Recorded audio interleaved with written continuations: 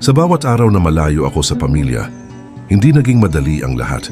Maraming puyat, pagod, lungkot at sakripisyong tiniis para lang mabigyan ng mas magandang buhay ang mga mahal ko sa buhay. Bilang OFW, natutunan kong maging matatag kahit minsan gusto ko nang sumuko.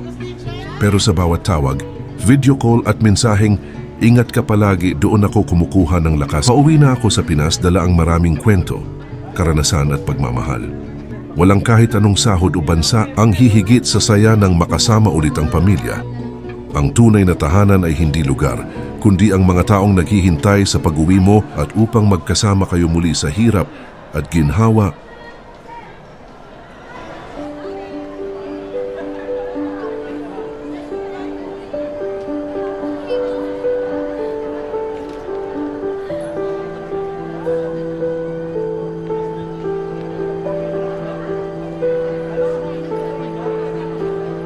Iba pa rin talaga kapag sarili at totoo mong pamilya ang kasama mo, dahil dati bilang isang OFW ginawa na lang naming kapamilya ang mga taong di namin kadugo upang maibsan lamang ang mga panahon na may okasyon tulad ng bagong taon, Pasko at mismong kaarawan ng bawal isa.